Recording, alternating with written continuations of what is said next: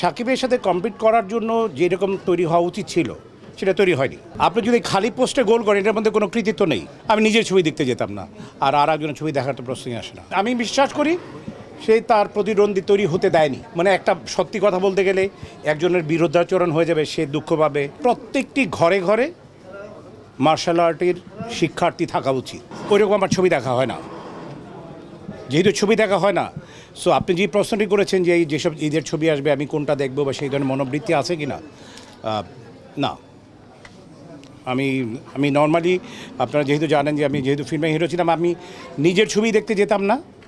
এটাই একদম বাজে অভ্যাস ছিল। আমি বলছি না এটা ভালো অভ্যাস, আনডাউটলি এটা একটা বাজে অভ্যাস। আমার বাজেটাকে আমিই বলছি। আমি নিজের ছবি দেখতে যেতাম না, আর একজনের ছবি দেখার তো প্রশ্নই আসে না। কারণ জটিল কোশ্চেনগুলো যখন আপনারা করেন না, বিকজ আমি খুব সহজ সরলভাবে উত্তর দেওয়া পছন্দ করি, এটা আপনারা জানেন।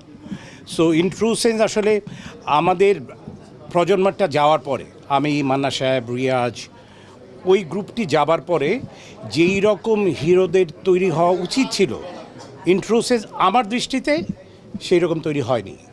বিকজ আমি যেটা মনে করি সেটা হচ্ছে যে আপনি যদি খালি পোস্টে গোল করেন এটার মধ্যে কোনো কৃতিত্ব নেই, আই ডোন্ট থিঙ্ক। সো আপনি 11 জন প্লেয়ারের সাথে যখন খেলবেন টিমে, অপোজিশনে যদি 11 জন না থাকে, সেখানে আপনি গোল করলে আমার মনে হয় আমি সেটাকে অনেক ভালোভাবে দেখব না। আমি 11 জনের এগেনস্টে 11 জন ভালো প্লেয়ার দাঁড়ালো, ব্যাডমিন্টনে 2 জনের ডবলস খেলতে গেলে 2 জনের এগেনস্টে 2 জন দাঁড়ালো, সেটা ভালো লাগবে। কিন্তু ডবলসে যদি আমি 1 জনের এগেনস্টে 2 জন খেলি, নিশ্চয়ই সেটা ভালো লাগবে না। সো আমি বলতে চাচ্ছি যে এখানে আমাদের যেই রকম আসলে আমাদের ওইটা যাওয়ার পর যেরকম তৈরি হওয়া হচ্ছে, আপনি যার কথা বলেছেন সাকিবের সাথে কম্পিট করার জন্য যেরকম তৈরি হওয়া উচিত ছিল সেটা তৈরি হয়নি কেন সেটা আপনারাও জানেন, আমিও জানি। যাই হোক, এই বিষয়ে কথা না বলি।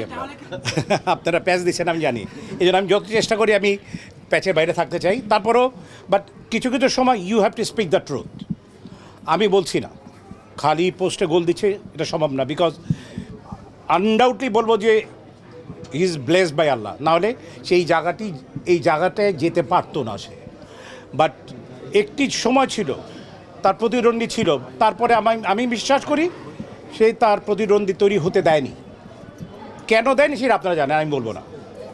আপনারাই বলেন না আমাকে সাকিবের এগেন্সে কোনো প্রতিদ্বন্দ্বী নেই কেন, এই প্রশ্নটা আপনারা নিজেরা কখনো বলেন না কেন?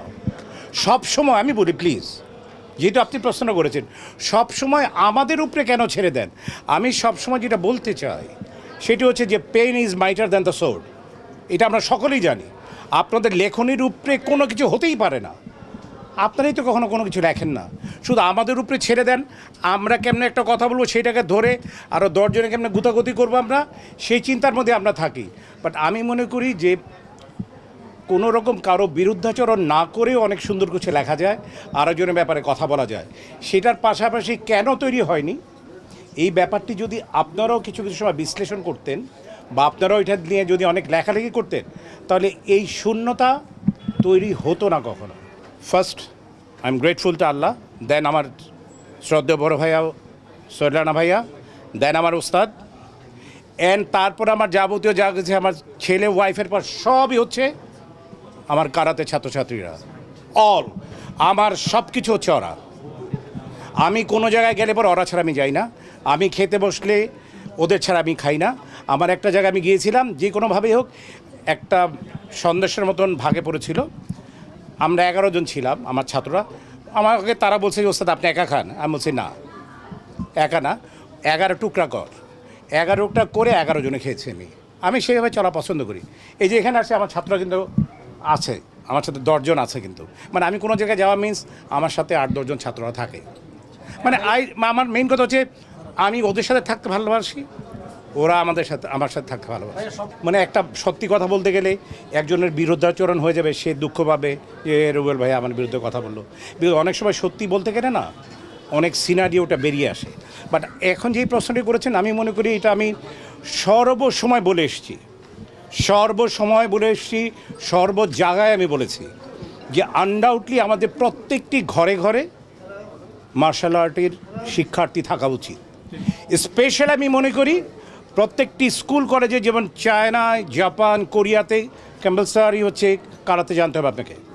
সো বাংলাদেশের যে প্রেক্ষাপট, এই প্রেক্ষাপটে আমি এই মুহূর্তে মনে করি যে প্রত্যেকটি স্কুল, কলেজ, ইউনিভার্সিটিতে মার্শাল আর্ট এটার মধ্যে অনেক রকম আছে। কারাতে আছে, কুংফু আছে, উশু আছে, তাইকুন্ডো আছে, অনেক প্রকার আছে। যে প্রকারই হোক প্রত্যেকটি ছেলেমেয়ের শেখা উচিত, জানা উচিত। স্পেশালি আমি বলবো এই জানা উচিতের মধ্যে স্পেশালি আমি যেটা বলতে চাই সেটা হচ্ছে আনডাউটলি প্রত্যেকটি মেয়ের শেখা উচিত। এটার কোনো বিকল্প নেই। বিকজ আমরা যেই ধরনের ধর্ষণ দেখতে পাচ্ছি, একটি ছেলে একটি মেয়েকে নিয়ে যাচ্ছে, সো সে যদি তার এই আত্মবিশ্বাসের সাথে তার সেলফ ডিফেন্সটা যদি তার জানা থাকতো, তাহলে আমি মনে করি যে এই যে আজকের যে অবস্থানটি তৈরি হয়েছে, এই অবস্থানটা কখনোই তৈরি হতো না।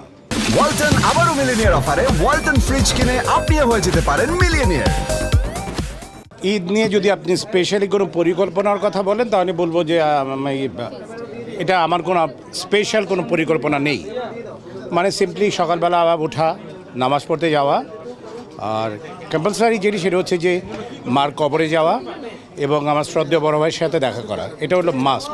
ছোটোবেলা থেকে আমার একটা বদ অভ্যাস ছিল যে সকালে একটা ড্রেস পরা, বিকালে একটা পরা, রাতে একটি ড্রেস পরা।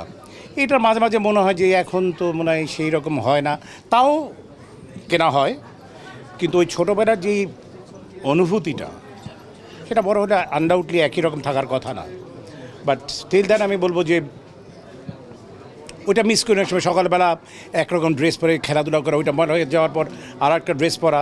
ইভেন এটা আমার ব্যাপার ছিল যে জোর করে হলে পরও বাবা মার কাছ থেকে 3টা ড্রেস নেয়া। এটা অনেক দামি হতে হবে, ইট ওয়াজ নট লাইক দ্যাট, ব্যাপারটা সেরকম না, বাট 3টা ড্রেস হতে হবে।